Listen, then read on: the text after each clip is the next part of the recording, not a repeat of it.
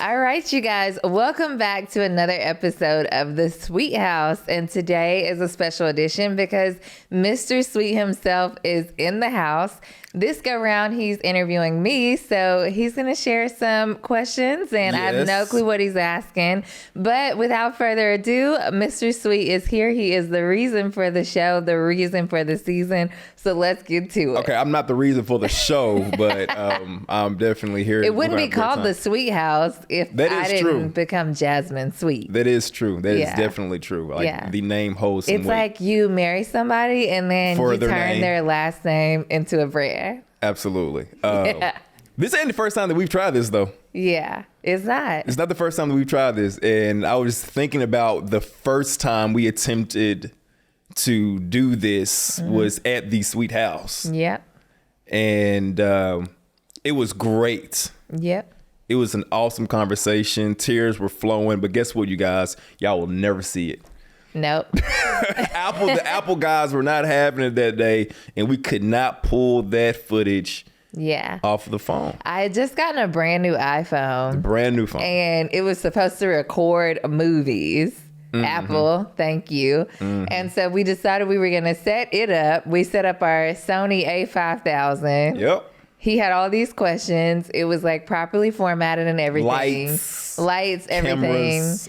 And we filmed it and it was great, but then couldn't get the video off the camera. Couldn't get it off the camera. Could not airdrop it. Nothing. Couldn't get None it off. of that. No Couldn't strip it to the laptop. And so now, I mean, we still have the phone. We still have the footage. It was, I mean, it was just going to be. But I think it was a sign that you guys just weren't supposed to see it yet. So welcome to today's episode. Exactly. I was just going, I mean, literally, I feel like that's what it was. I think it was a timing thing. It was a timing thing because it was great. Yeah. But where we were at that time, career-wise, in life, and all of that, versus where we are now, and what you're doing now, I think, you know, that was like a God ordained, hey, look, that was a great practice run, but don't put this out. Not yet. Not yet.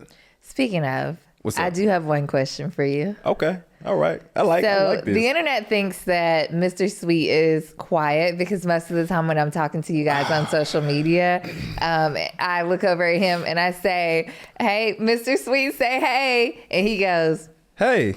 No, that's not what you do. You literally sit there and then you say, hey. So everyone thought he was quiet for the longest. And then he started his show, his podcast with his friend Darren. And people are now all over the internet saying, what? I didn't know your husband was like this, X, Y, and Z. So, you know, explain this. What you mean? Explain yourself. I've explained this. You owe the people an answer. I've explained this. Which one of these are my camera? This one right here? Yeah. I've explained this. I am an introvert. He is not an introvert. I am. He's not. I like small spaces, Aaron, small is he an groups. introvert? He might be. By definition. Exactly. I'm an extroverted introvert. Okay. By definition. Like, I like going out. I like meeting new people, but not a lot at the same time. Okay. I don't like being around large groups. I like smaller groups to where you can communicate effectively with everyone in the room. Okay. Like, I can see him directly, her directly, you directly. But if there's like a lot of people out, and I feel like sometimes social media, I'm getting there. It's a lot of people. Yeah. And, you know, you get a little camera shy. Oh, okay. I get camera shy live. Like, this is like produced, so it's different.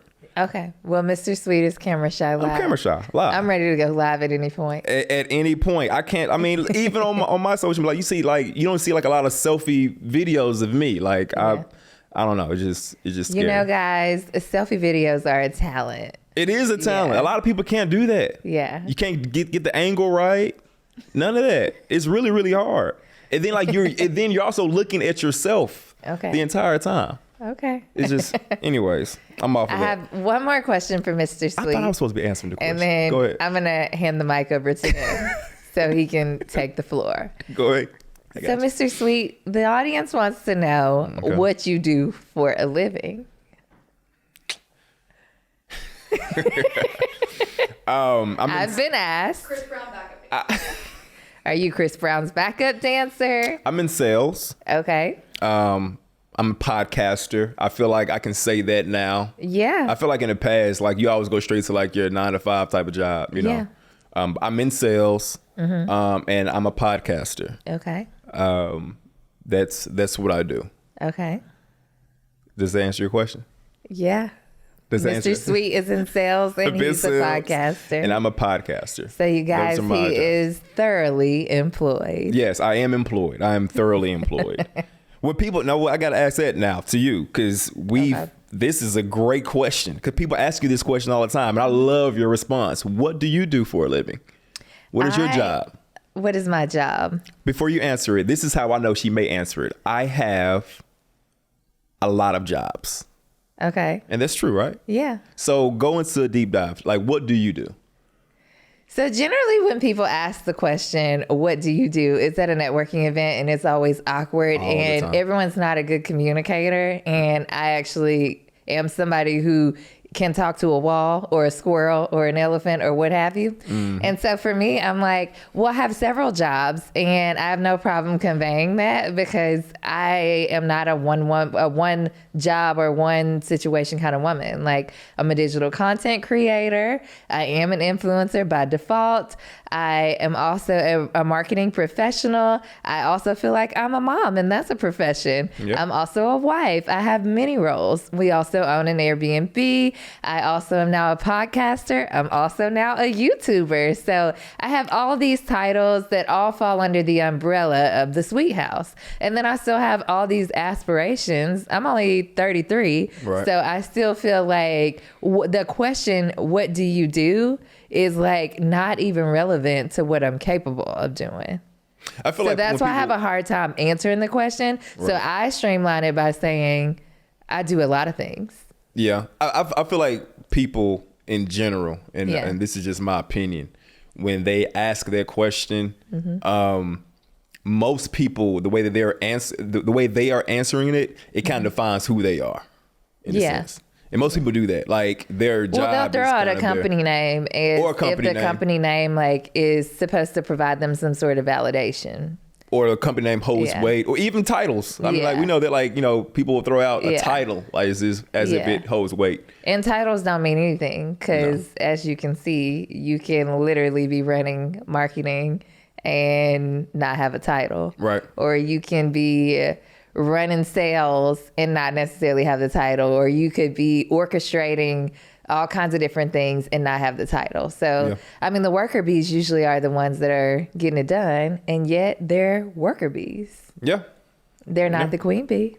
No, they are not. They are not. We're already here. So let's go ahead and talk about just, careers and everything. I think that's an important conversation, especially in the climate they're in today, with a lot of people, are having their lives changed. Mm-hmm. Because of, employment situations, the lack thereof, mm-hmm. the layoffs that are currently going on right now. I mean, the economy right now seems a little yeesh. But you've been on a journey in your career mm-hmm. over the past, since, when did you graduate? 2011? Yep.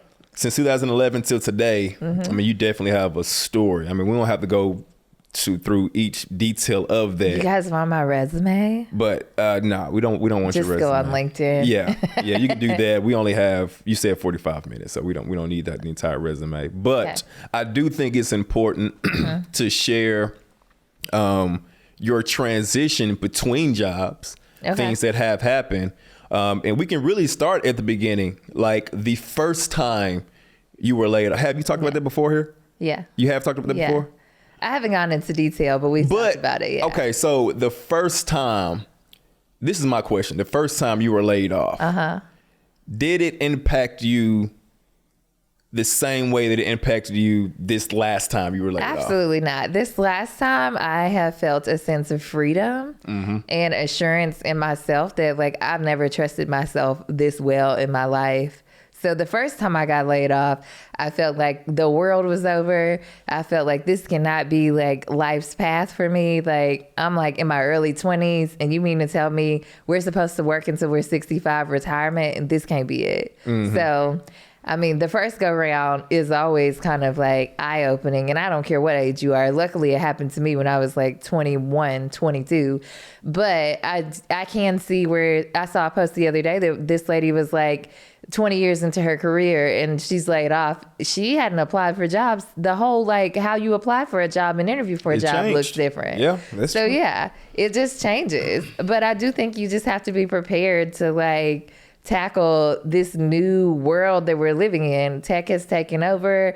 AI technology is reading people's resumes before they even get an interview. So it's like, what can you do to make sure that you are ahead of the game so that you feel free and ready to rock and roll when the time comes? Because it will come to everybody. Yeah. So yeah. It's interesting that you said that. So after that, because we did talk about resumes. So after you were laid off the first time, you start making moves for yourself to boost your resume, i.e. going and getting your MBA, for instance. Yeah. We just recently had a conversation with one of our couple of friends about the importance of education in this climate. Do you need a degree or not? And I remember during that conversation, it was mentioned like, well, you know, for most jobs, I feel like a lot of people can attest to this. For the job that you do, you don't necessarily need the degree that you have. Yeah.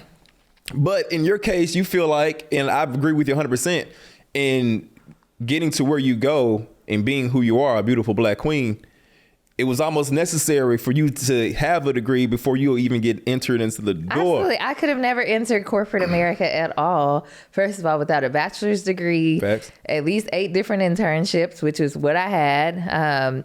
Graduating from college with a decent GPA, all the connections that I made. I moved to DC before I graduated from college and went to GW and came back to University of Memphis and graduated and just had all these experiences. So I even left college like with like 5 years of experience, I felt like, of real world experience, ready to take on corporate America. I mean, I started the social media for First Tennessee. Like I was like in a job of social media manager when it wasn't a job, and people would be like, what do you do for a living? Oh, I run social media for a corporate regional bank. But it's like back then people didn't see it as a job. So I've always been on the forefront of digital media in general. So I'm like a torchbearer in these industries. But I definitely would have never gotten the opportunity without a bachelor's degree. And then after working in corporate for a few years and seeing how it's run as creatives in corporate, you're having to prove yourself because you're introducing this new world of social media and digital media and how everything is transitioning. The products are transitioning solely to digital. So you're introducing this and people kind of think you're crazy. They're like, what? We're going to be all on social media? You mean snail mail, traditional mail, where we're sending ads out through the mail or out the window? Yes, yes, yes. And so then you become the person who has to like convey this new messaging. Yeah. So for me, I was like, okay, I clearly went to school for broadcast journalism. I'm clearly communicating this to you guys. I have this genius mind of creativity. So let me go and get the business side so that you can stop questioning me on that too. Because I know what I'm doing here. Yeah. So for me, it was like, I had to. I wouldn't have been considered. I wanted to take a deep dive into what you said about like even just the way that marketing is different from the past. Yeah. That really just goes into effect the people that are still in these positions too, though. Yeah. The people that you're reporting to, people that's been in the office for over 20 years. Yeah, they weren't capable. Yeah. So as somebody, they're not capable of doing something like this. So right. It's interesting. So you come in as a quote unquote beginner in corporate America, but you're the one who's actually like building and torch bearing in the digital space, but you're a beginner getting paid like a beginner. I mean, that first job out of college, I made $35,000 a year. Yeah. Like I look back on it and I'm like, do what? Like, yeah. It's just interesting. And that was in 2011. So yeah, we're 12 years removed, but it's just interesting when you think about it. Like you become somebody who reports to somebody who is not aware of how to actually use these platforms by no means. So just point of clarity. I want you to give your thoughts then on the subject matter, because it has been one that has come up quite often now, especially with the newer generation. Mm-hmm. Do you think it is still necessary to get an education, i.e., furthering your education with MBAs? Yes, go to college, folks. I just feel like my MBA program was the hardest program that I've ever been in. I have been a straight A, straight B student my entire life. I've never failed a class. And then I went and got my MBA, and I had to take business classes and stats classes and business law and all of these things that like give you a leg up in the entrepreneurial world, but also give you a leg up in the corporate world. So you got to decide what degree is best for you. Just like with you, like you went to business school in undergrad. I went to journalism school in undergrad. Mm. However, even for you, like I encourage you to then go get your project management certification, because any certifications, any level of expertise that you can continue to collect is only going to help you. So I just feel like, I failed my first class ever when I got my MBA. We had one test in the class. That's why I failed it, because you failed the test, you failed the class. And for me, that was like indicative of life too. Like some situations, we're all able to make these mistakes, but the reality is also like some situations you can't make a mistake. Like you make a mistake and that it's over for you. Yeah. So it just makes you conscious of how you want to move in the world as far as being somebody in business, or I don't know if you're a videographer, somebody who's like doing videography, like what skill sets, like do you need to go in the setting? You're not going to know to go in the settings unless somebody taught you to like figure out these things. Like, let's get to the bottom of it. Let's start critically thinking of like how we can go throughout this, that, or whatever. And I think your mind isn't challenged in that way unless you're on a path of continuing education, period. I might go get my doctorate. Yeah. Who knows? Hey, I might be Dr. Sweet, you guys. Dr. Sweet in the Sweet House. I'm not mad at you. Yeah. Go get your doctorate. Yeah. But no, I do agree. I do think it is important to further your education, whatever that looks like. I just think, there is people, especially this younger generation, that does believe that quote unquote YouTube University is a real thing. Yeah. And I believe even that can only get you so far.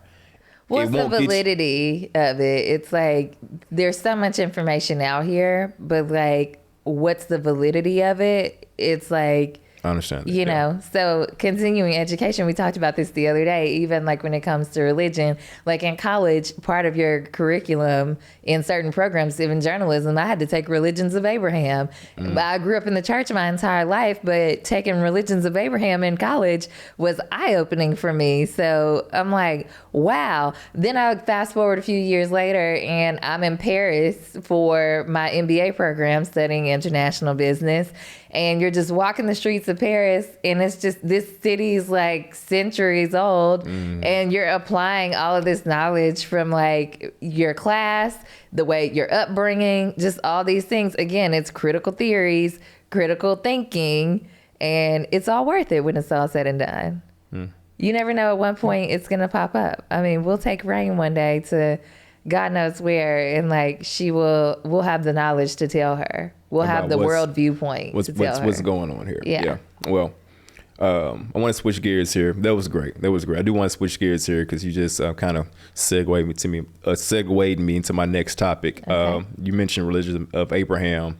This year, like every year, top of the year, you make plans of things that you want to do and accomplish. One of my goals for this year was to read the entire Bible this year. I'm getting some assistance with that by using the using the Bible app, and there's a plan on there with Nick Gumbel on there, and it's going through the Bible in 1 year. So every day there's a devotional at the beginning where he speaks, and then we'll read a book from the middle of the Bible, be it Proverbs or Psalms. Then we'll do about 2 chapters in the New Testament, and then we'll do 2 chapters in the Old Testament. And that's kind of like how the whole day is formed. And it's been very, very eye-opening. But the reason why I bring that up is I was curious at the beginning of the year, what were some of the things that you told yourself that you were going to do to better yourself, further your education, or whatever the case may be? Yeah, I think extracurricular wise. extracurricular wise. Yeah, like not like jobs and implying or whatever, or branding and all that, things that you already do, but other things just to better yourself. Oh, what hobbies? So, I mean, I definitely, this year is all about hobbies. I think motherhood and parenthood, like, put me back in the mind frame of like a child. So I grew up drawing, I grew up painting, I grew up like spending time outside, like walking around barefoot, getting grounded. I grew up with a pond in the backyard. I am a country girl through and through, you guys. It's what you don't know about me, because most of the time you see me in the city with heels on, like Sex in the City. But the reality is, like, I think becoming a mom like made me want to be in my childlike element again. So I did start painting again. I ordered an entire drawing kit and started drawing again too. And just, I think all these things continue to foster your creativity. Like all of our, especially for somebody who's a digital marketer like me, like all of your creativity doesn't come from you spending time behind a screen. It comes from you exploring those hobbies and just like allowing yourself to do what you're naturally talented at. I never took like an art class to learn how to do art. I just came here and knew how to do art. So I did take art classes, but the art classes, I already knew how to draw when I was taking those art classes. They didn't teach you how to draw. Yeah. So, right. And now it's just something that's just like comes naturally for me. Like I can draw and paint and get into these things. And then whenever I'm like at a photo shoot or something, like I can move things around, because I know what they're going to look like in concrete form, but then I also know what I want them to look like in digital form. And I know how I want to present these things to the world. So I think honing your hobbies helps you best communicate to the world what your brand is. Okay. All right. And it was fun. I know for Valentine's Day, we did our own private sip and paint deal, and that was a blast. I enjoyed it. I mean, it is one of those things to where when you can unplug, to your point, get out from behind a screen and just focus on a blank canvas and the colors that you have. There was art before there was social media. Right. There is always real life. You can resort back to real life any day. Yeah. So, yeah. Anything else though besides just the art? No.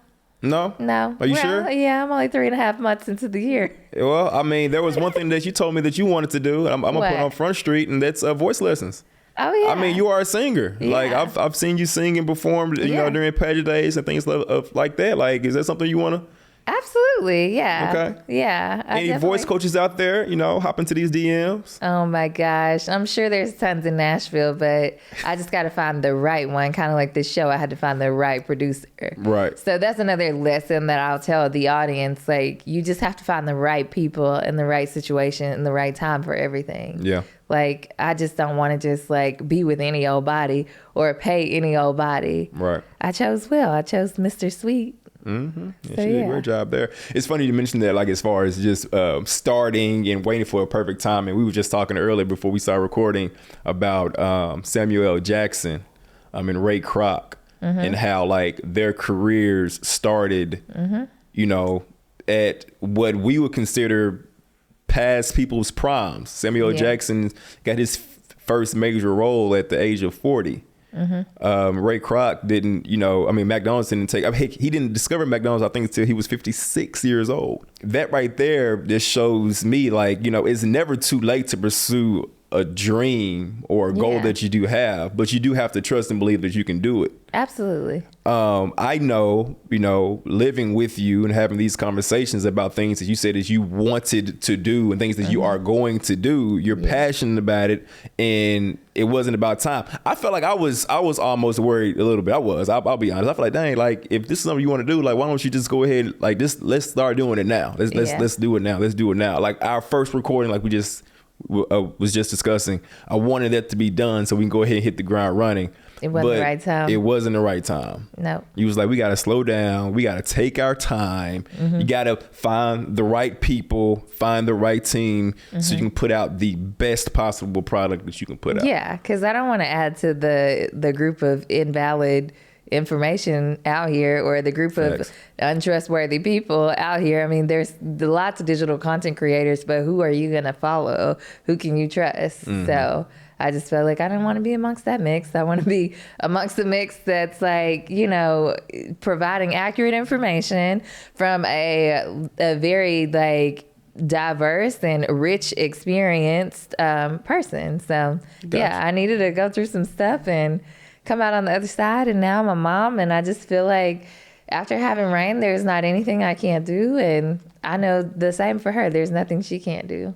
Let's go and switch gears. So the last interview that we actually did that went out, you did it with me in my podcast, and that was right after our gender reveal. Yeah. So this was, when was it? That was July 2021. 31st, 2021. Yep. A lot has changed since then, since that conversation. I mean, we just found out at that point that we were having a little girl. Yep. You know, confetti and all that jazz. I mean, what has been going on since then? I mean, obviously you had a baby. Yeah. Yeah, I had a baby. What changed for you, like life-wise, bringing a child into this world? Like, what changed for you? I was always scared of motherhood. I was scared of leading somebody in this life. So I think that I got real brave, and like, I mean, the way I talk to myself has completely changed. Like, there's nothing. What you mean? Like the way you talk to yourself? The way I talk to myself, and like, I ask myself, would I say these things to Rain? Because she's like my heart outside of my body. And I'm like, if I'm standing in the mirror, like dissecting myself for body dysmorphia, like, and then she's looking at me because, you know, she likes to come put her hands on the mirror like this and stand in front of me while I'm standing in the mirror. I'm just like, the whole way I talk to myself looks different. Like, I catch it, and I'm just like, yeah, no, because I would never say this to her. Like, I would never like tell her, or even doing this show, like, it took me a few years to find the right person, but I also feel like I could have done this like a long time ago too. I just like, a part of me, the imposter syndrome was like, no. Okay. But I'm like, if Rain comes to me and she's like 16 and she's like, Mom, I want to start a YouTube show and a podcast, I'm gonna be like, all right, let's do it. Let's get out here and find the right people. But I didn't have that. So I've kind of always been like my own independent person that's like out here doing it all. Like, I don't have an assistant. I don't have like a group of folks like showing up for me to do all these things. So for me, like, I feel like I've always kind of over-analyzed things and not necessarily been the nicest to myself about them. I'm following you. And so when I see Rain, I'm like, well, yeah, let me just change my entire like way of communicating with myself, because I wouldn't talk to her that way. So, yeah. And she has left me. Like, and to your point, heck, you know, we were just having dinner with a couple friends last night, and you know, we kept reiterating the fact that she's learning everything, especially right now. She's a sponge. She's looking at the way that we move, energy, our emotions. Are we smiling? Are we laughing? Like, she's looking at all of that. I mean, I think about it every day when we wake up. Like, I always start this day like running around the house, like just yelling and saying, good morning, and I'm like, good morning with her, because I want her to wake up every day like that, even if she doesn't feel good. Right. Yeah. Like, even if you don't feel good. I had a first grade teacher that used to have us repeat this Bible verse every day. And this is when the Bible verses also used to be on the back of the milk carton. This is the day that the Lord has made. Let us rejoice and be glad in it. And like, even now, Rain doesn't even know what I'm talking about. But half the time when we're upstairs, like brushing her teeth and doing her hair, I'm like, good morning. And I'm like, this is the day that the Lord has made. Let us rejoice and be glad in it. Like, it's a new day. Like, you know, thank God we woke up this morning. Like, I just want her to have this, like, not stained glass window or like this rosy glasses on, but I do want her to see the world in a way that is gentle and like open to the light, because she is light. Yeah, she is. She came out light. Look, my little girl's energetic. Yeah. I mean, she's music a star. is on. She's going to dance. She's the first one to and no one has taught her how to dance. She just is dancing. Yeah. Nashville Ballet changed the age limit to 16 months. Already, like, why do we have to wait for 2 years? We need her out. Like, she needs to get this energy out. She does, Yeah. man. She does. It is a beautiful thing to watch, and just seeing you in motherhood is beautiful to watch. It's a beautiful thing because I see that as well. I mean, you know, the gentleness that you do have for yourself, and we have to give ourselves grace. Yeah. You know, even during these moments where, you know, we don't have like a lot of traditional help that you will probably have, you know, as far as us, y'all. Yeah, it's just us doing our thing. And like, yeah. it's a journey. We have our community of friends Yeah. in Nashville that we lean on, and they are all amazing, and we Yeah. appreciate them. But we also have to make sure that we make time for ourselves. So, I mean, you know, we did a play recently. Like I said, we just did dinner last night. Being more intentional about our relationship, because this is the foundation of our life, the way that me and you interact with each other on a day in and day out basis. Yeah. What has been one thing that you've learned since Rain has been born about our relationship? Ooh, that's a good question. That we had a strong foundation before she got here, and I'm glad that we waited until we've been married for almost 5 years. It'll be 6 years. It'll be 6 years in May, but right. 5 years when we gave birth to Rain. So when I think about it, but then we had dated for 7 years before we got married. So really it was like 12 years together to like grow and glow together before we welcomed the light into our lives. So for me, it wasn't hard for us. Like, I remember we went on a date like week 3 that Rain was here, and people were like, what, y'all already outside? And I'm like, yes. I mean, we recognize the power of like continually investing in each other too. And like, her seeing that, her seeing us hug, her seeing us kiss, her just like seeing us, like we take her to the park or like walk to 5 Points and go have lunch. I mean, she's gonna know how to act in a 5-star restaurant in Houston or on the beach in Mexico or on the beach in, I don't know. I mean, she's got a passport. She's like been out of the country twice already. Like, we are exposing her to different cultures. We live in the city. She sees everybody. She's experiencing diversity. Like, when I think about like us as a couple, like there's no doubt in my mind that like all 12 years of us, like that's what I've learned and that's what I've noticed. It was worth every drop of waiting and honing who we were as a couple before we decided to bring life into this world. I mean, I have to. It's not a race. Yeah, it's not. And that's what I've learned too. It's not a race. Like, I mean, give yourself lots of grace. It's not a race. Like, I feel like we do. I'm like, you going to the gym today? Right. I'm like yesterday, I was like, let's go for a run, or, you know, as a family. And it's like, I think you and I have always figured out a way to keep our relationship intact with like little deposits, little love deposits here and there. Yeah. Like, you got Rain this morning, we got us tonight. Like, I think that's how we operate. Yeah. No, I totally agree. Yeah. Especially with the timing of everything, because to your point, as far as just how we want to raise her, in our mind, the way that we wanted to raise her, we are wanting to raise even in the future, had we not waited and made sure that their foundation was secure from, you know, not only from me and you, but from a financial standpoint, even when it comes to our spirituality, all of that. There's like a lot of boxes that had to be checked. Everything in the Sweet House had to be like, every brick house had to be laid. Yeah. Before we brought in new life. Yeah. And I also feel like my memories of you, because like sometimes whenever we're like caught up with like Raising Rain, that's the new show, y'all, under the Sweet House. But anyways, whenever we're caught up with Raising Rain, my memories of you, and I miss you, I'm like, whoa, like I have like a whole like 13-year catalog of like when we first met and I was dancing in the middle of the room by myself and you came and danced with me, or like the time we were supposed to meet up at the University of Memphis game and you said I stood you up, or like just like us meeting up for lunch downtown when we both worked downtown Memphis at Alfred's every day. Like, my memories of you are so vivid, and like us going to Miami, like Miami's like our thing, and we got to take Rain to Miami for the first time last May. So I just have all these vivid, colorful memories of like us thriving that like I live on now. Yeah. And like I live to continue to make those. Like, I can't wait to go to Vegas. Yeah. Because I'm like, it's just me and you in Vegas. Yeah. I mean, September, it was just me and you in LA. Yeah. Like, yeah.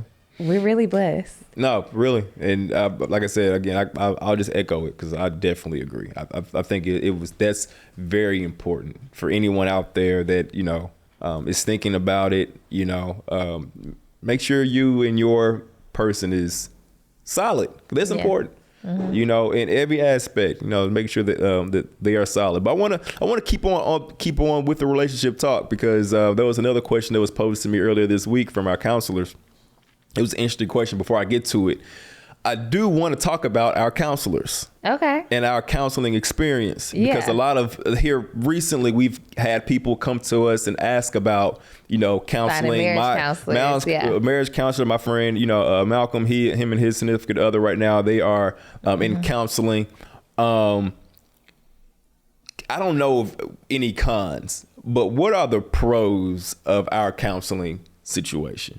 I mean, counseling is like a lifesaver. Yeah. For sure. I just feel like the main pro is like you can't hear your spouse sometimes. Like, I know there was a time when we really couldn't hear each other on one particular issue. And it's like, as much as you're talking to me, everything's going in one ear and out the other. So I think that, like, we went to this counseling session one night and Robin. For clarity, our counseling session is a couple. It's not just one person sitting there. Yeah. And I think that's like the best form of counseling that you can have is having two people couple there.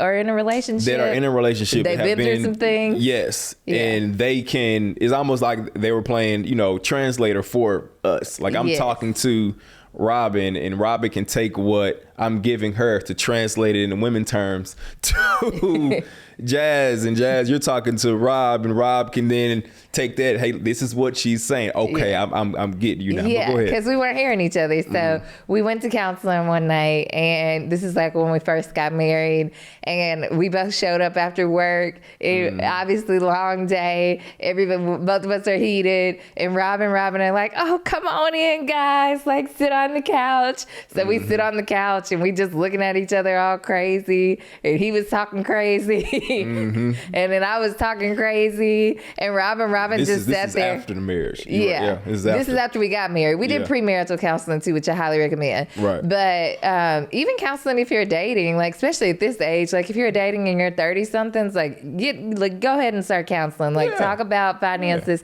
talk about how you want to raise your kids, talk about childhood trauma, talk about all these things because they're gonna come up. 13 years into this thing, what I can tell you is they are gonna come up. All of this stuff. Yeah. So anyways, back to this thing because I'm drawing this picture out for them. But anyways, we're just talking back and forth, and Robin just sat there and watched us for, I don't know, maybe 10 minutes. Yeah. And finally, Sometime.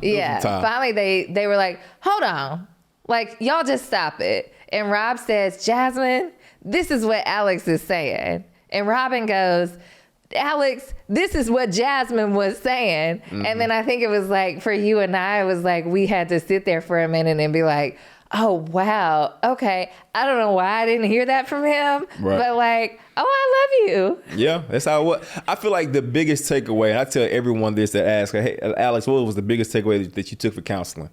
And the biggest takeaway I took from it, I love sports. Everyone knows I love sports. I still play in like competitive leagues around Nashville now, is Rob said, yo, y'all are on the same team. The same team. So whenever a disagreement or argument or whatever comes up, it's not to take digs at the other person.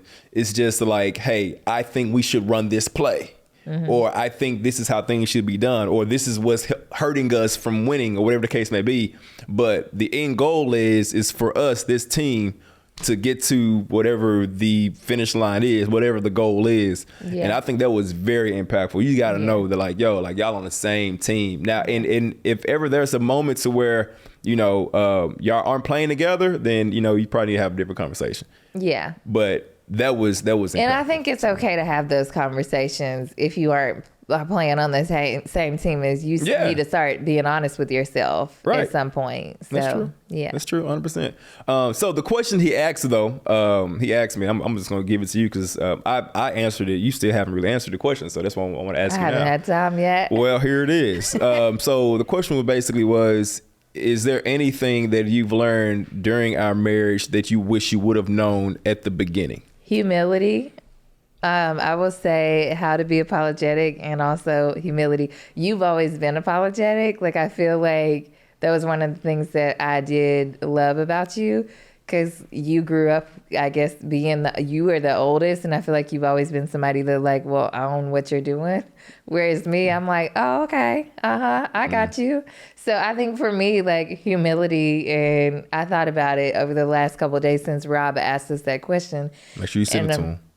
Yeah, I'm going to text him back, you guys. I'm the worst texter. I feel like it takes me like 4 or 5 days to text people back. But anyways, I would have to say humility. I feel like in a marriage, you need to be ready to offer up an apology. Like, be ready to offer up some humility, because sometimes it's not about you winning the argument. Not if you're on the same team. It's not about you, like, winning the circumstance. Like, sometimes you just got to take the initiative and just be like, I'm sorry, I didn't mean it this way. I'm sorry, like, I thought it was going to go this way. I'm sorry I communicated that way. Like, I think it's just a lot of owning your stuff, and everything down from spirituality. Like, you and I had to find a church together. You and I had to figure out our own spiritual foundation. You and I had to have financial conversations. We had to have conversations about a career. I mean, it's not cheap to film a podcast or a YouTube show. So what did I do? I had a conversation with him about, like, this is what I'm doing. This is how much it costs. Like, I know you're not really going to see the return on investment at the beginning, but you trust me and you believe in my talent. Like, just ride with me. Yeah. But it's like me being humble enough to offer that to you and say, I really don't know what in the world I'm doing, but, you know, are you coming? Yeah, basically, because she's going. Yeah, I'm going. So my answer to that question was different. I mean, I like that, but my answer was I don't think there's anything that I would have wanted to know earlier, just because I don't think I would have been mature enough to understand the why behind it at the time. And I guess the example that I gave Rob was, I mean, I feel like lessons learned, and this is just me, I feel like lessons that I learn in the moment are more valuable than lessons that you will learn in a book before they actually happen, if that makes sense. Like, you can read about, you know, something like, hey, look, you know, you shouldn't do this. Your personality is also a lot more lax. So Alex is the lax one and I'm the planner. Yeah, because I'm introverted. It's this. No, he's not introverted. I'm not gonna let you hang your hat on that one. Just chill. I just let stuff happen, you know. Okay, he lets things happen. But go ahead. So I think that's probably why, because you're a lot more like lax. But I'm like, I don't know, like, we have a plan, like, yeah. And I'm like really strategic about stuff. And like you are proactive, which is good. I feel like that's a good balance between us. You're very proactive, like, okay, let's avoid X, Y, Z. Me, I'm like, okay, snap. All right, well, this didn't work, or oh, that's not right. Yeah. Now, long term, I can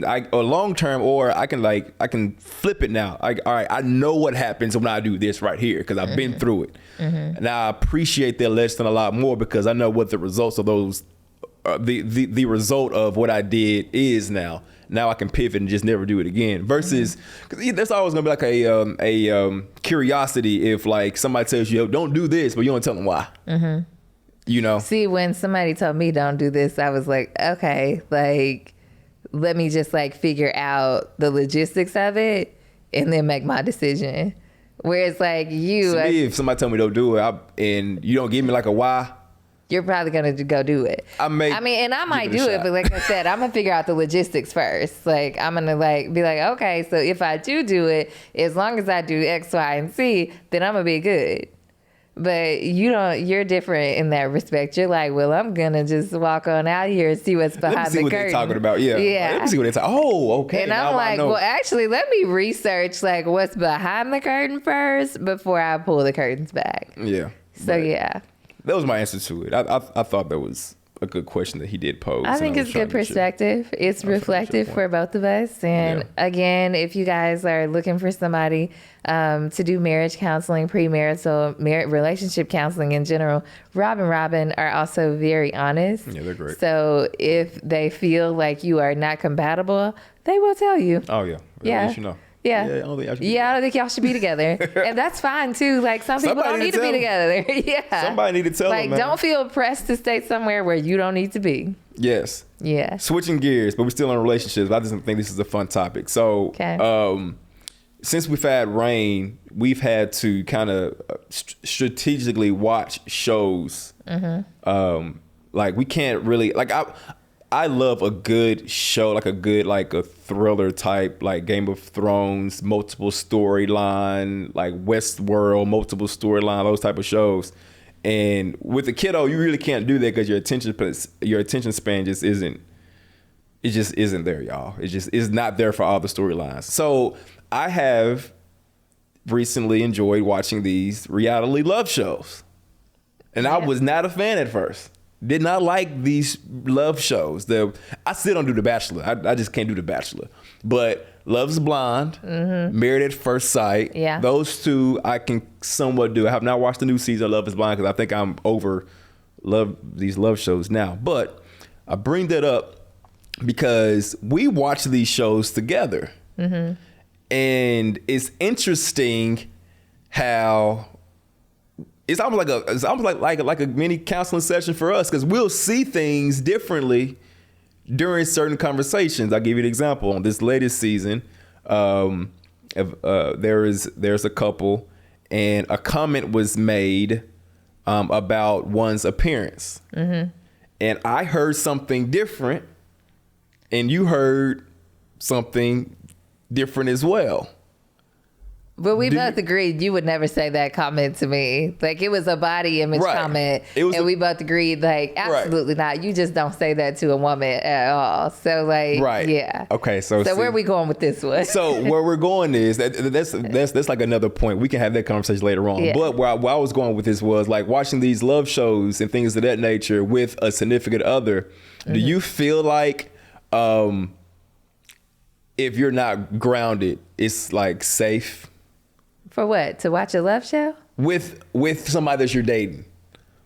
Yeah. You think so? Yeah. I think you need to. I don't think you should. I'm gonna tell you why. So I'm gonna give you my reason why. Okay. If you are dating somebody, not like this, you're together, but if you're dating somebody and you're seeing these shows, right? I feel like people are impressionable, first and foremost. And we have agreed that some of the things that we see on these shows are so far-fetched and unrealistic. Well, now it's like a way to become popular on social media. So it's not even like about love and stuff anymore. It's almost like some of these people, they're going on for a storyline. But we can say that though, but the common person don't see that. Well, I think most people can see between the lines at this point. Like, I mean, people eat these people up alive on Twitter because it's just kind of like, that's true. Well, yeah. Like, at this point, there's so many dating shows, Too Hot to Handle, My Ex on the Beach, all these different dating shows. I don't even know what those even are. Yeah, like, I just have heard of them. Like, the only ones I've watched are the ones with you, Married at First Sight and Love is Blind. You watched The Bachelor? Yeah, and The Bachelor, yeah. Okay. I mean, but I still feel like, a lot of it is it's like people just are trying to find out like what their next step for their career is for whatever reason. Okay. I mean, you don't go on Love is Blind and then when you get the husband, you're like, but love ain't blind though. Like, love is not blind. And it's not blind. I mean, honestly, I told you in the car, like, I couldn't go on Love is Blind.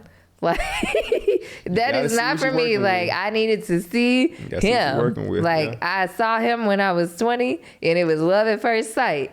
I was like, who is that? So It's interesting. Would you have dated me if you never saw me? If I never saw you? Yeah. No, I couldn't go on those shows. Yeah. I couldn't do that. No. Yeah. I'm not even gonna play that game. But I think it's safe to watch if you're dating somebody because I do feel like some of the subjects that come up are interesting. Like, are you fine dating multiple people? Like, what does it look like for us to actually be married? And like, I'm Married at First Sight. Like, they're living together and they are like exploring all kinds of stuff. Their finances. I have to agree with you because for that point right there, I was about to say personality clashes, all kinds of stuff. And I just feel like it'll force you to have those conversations. Yeah, it forces you to have those conversations. If like you haven't had financial conversations, for instance, because I mean we've seen on multiple occasions on these, on Married at First Sight specifically, where like so and so lied about where they even worked. Yeah, and then the homegirl's like, wait a minute, you said you were a yoga instructor. Yes. And he like didn't even have had never even been to yoga. Right. It forces you to have those conversations with your whoever you're dating. Say, hey, so I mean, you'd be surprised how many people like don't talk to their spouse about anything. Like their spouse doesn't know much about anything that's going on in their lives. But they're together though. Y'all better ask those questions. Yeah, ask those questions. Ask those questions for sure. Yeah. Do you have a job? Yes. Are you employed? Are you making money? Heck, or something. I need to see something. Yeah. I need to see something. All right, let's change gears real quick. I want to have some fun with you real quick. And we had this discussion in the car, and I wanted to make it a surprise, but I'm just going to bring it up again because I thought it was fun. Fighting Temptations, in my opinion, was your favorite show ever. Favorite movie ever. Fighting Temptations was Beyonce. Was her favorite, like when we first dated, and I feel like when did I discover? I think when we went to Humboldt for the first time. I think that's when I discovered Jackson. No, Humboldt. No, Jackson. I said what I said. Jackson, Tennessee, party people. Okay. Anyways, when we pulled up to Humboldt. And we never pulled up to Humboldt. All right, we're going to do this. We're doing this. We went to your house. Okay. And Fighting Temptations was either on TV or you had the movie, either or. But I knew you just loved this movie. So the question I asked you in the car was what is your favorite? Because around the house now is Sister Act 2. Okay. So it's always been I love Sister Act 2. Fighting Temptations is funny. Okay. But you love Sister Act 2 is your favorite movie. Yeah, Sister Act 2 is everyone's favorite movie that's our age. We all know the dance moves. We all know the songs. That's when we fell in love with Lauryn Hill. True. Absolutely. Jennifer Love Hewitt. The whole cast. It's just a timeless movie. Rain watched it the other day. She did. She had a good time. Had a blast. Yeah. Had a blast. Okay. I thought that was just fun. Okay. Something y'all need to know about Jasmine. She likes to fight Temptations. My last question really is, what's next? What's next for Jasmine Sweet? What's next for the Sweet House? What does 2023, 2024 have in store for you? Well, I always say when people ask me for a 5-year plan, I just can't give a 5-year plan. Technology's changing too fast for me to provide somebody with that answer. But the Sweet House YouTube show and podcast is going to continue to evolve. This is season 1, and we've already had a Broadway star on, an HGTV star. We've talked about unemployment versus self-employment. We've talked about marriage. Obviously, me and you sitting here talking about parenthood. I think I'll continue to evolve these conversations. I've always shared this stuff on my social media. That's how I built my brand, is a lifestyle brand, and I want to continue to have more and more people. I want the show to be picked up by a network, so I'm putting that out there. Okay. I just foresee walking stages, being able to speak to people and motivate people and do the things I love, write books, travel the world, and be talented, draw, paint, sing, all of it on my own time. Okay. All right. So that's what I've got for the Sweet House. Well, this has been fun. We talk all day anyway. I told her what we need to do. One of my ideas is we need to set up a camera right under our TV, because we talk during the shows. That's one thing that we do. A scene happens, pause. What do you think? And then we'll continue. Pause. What do you think? And those conversations, to me, are some of the best ones that we have. I have a question for you. Okay, what's up? What do you envision for me for the next 2 to 3 years? Because you're on the ride too. You're on the 2 to 3 years. I don't. I'm just like you. People ask me for a 5-year plan. It's out the window because things can change on a dime. 2 years. I guess I can play around with it. But my seat, I see you being the phenomenal mother that you are. First and foremost, I can't wait to see how you react when Rain really starts to talk. That's what I'm looking forward to more than anything else. It's when y'all start talking to each other, oh Lord. I got front row seats to that right there. But as far as just the brand goes, I've told you this. I believe in anything that you touch is gold. So I know that this is a great new chapter. It's not the beginning because you've had the beginning. Now we're in the middle of this. So, we're still on this upward trend, I feel like. And I'm just excited to see what is next for you, and growing your network. Really. I know you would like to get picked up by one. That would be great. But I do think that there is room, and the gifts that you do have, the talents and the skills that you have, like from, negotiating, reading over contracts, the business savvy, everything that you already have, those are things that I believe you can use to eventually even build your own network. Is that 2 or 3 years from now? I don't know. But I do know it is in your future, though. Yeah. So that's what I'm looking forward to. Well, thank you for those affirmations. I hope you guys have enjoyed an intimate conversation in the Sweet House where we've talked about all lifestyle subjects that he and I encounter as Mr. and Mrs. Sweet.